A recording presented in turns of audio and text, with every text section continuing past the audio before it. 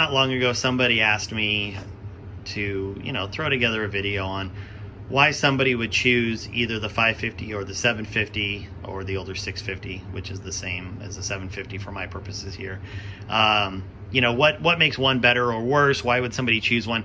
I'm going to tell you both are absolutely 100% capable of turning out great precision long-range ammo. So the easy answer is they both do the job.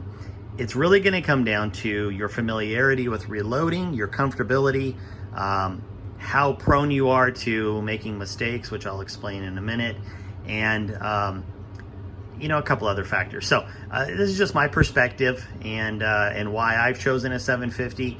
But the 550, believe it or not, still does some things better. So here's the number one reason I moved up to a 750.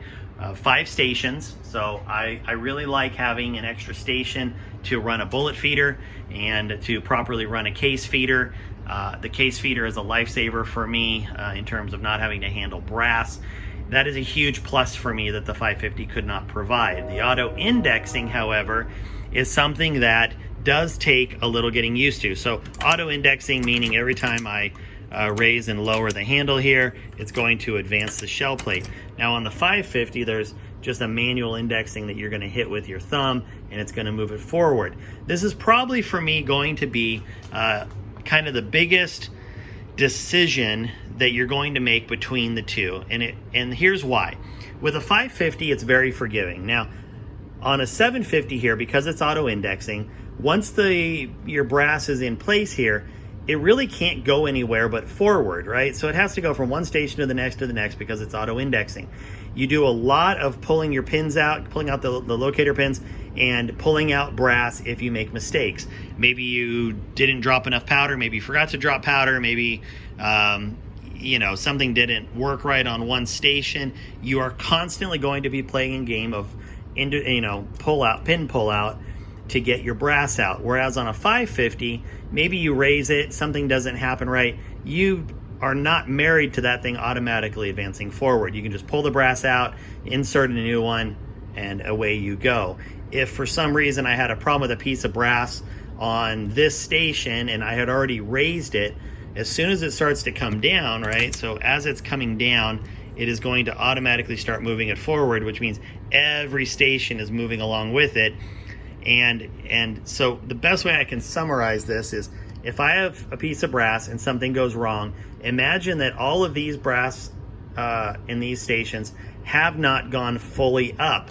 So maybe I get to here and I go, oh shoot, I forgot something. Well, now everything advances, which means this one didn't go up and get cleared from my depriming die.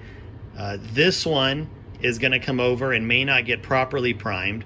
This one didn't get primed or expanded on the last one, and this one did not get powder. So now 4 stations have moved forward, and I have to pull all that brass out and manually walk it backwards, meaning I have to take this one, put it back in here, this one, put it here, and this one here. It is not a happy press if you make a mistake like that. The 550 is very, very forgiving. So if you are somebody who tinkers a lot, maybe is prone to, I don't want to say making errors, but is prone to making changes during the reloading process, the 750, 650 may not be for you. The 550 may be a better press. The other downside to a 750, 550, to a 750, 650, is going to be the way the priming system works. And I don't mean this, because this on a 750 is a massive improvement over the 650. What I'm talking about is the actual primer cup area here. And it's because on a 550, you can actually sand down this metal piece and seat your primer further into the primer pocket. The 750, and I've talked to Dillon about this, the 750 specifically has been designed so that it will not ever go past SAMI spec, which is at most 3 thousandths primer seating depth.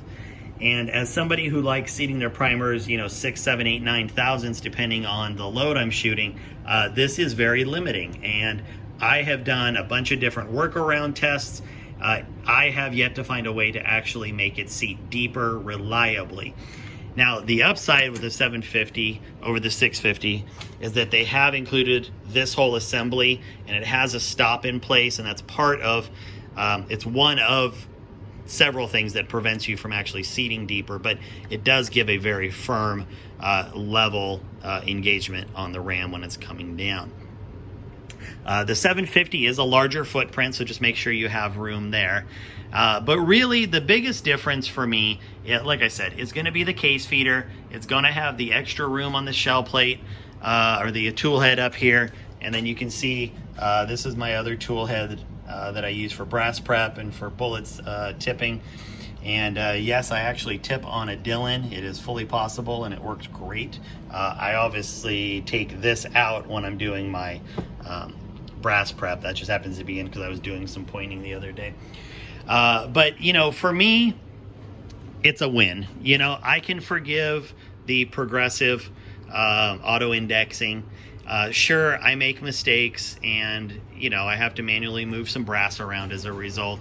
It doesn't happen all that often for me, and it is by far a very, very good trade-off in order to have the other aspects like I talked about, which is going to be the case feeder and the bullet feeder, or for me. So, you know, take it for what it is. Other than that, you know, really, I'm not going to get into stuff like the tool heads and the dies, because from that aspect, they do exactly the same thing and provide exactly the same amount of precision.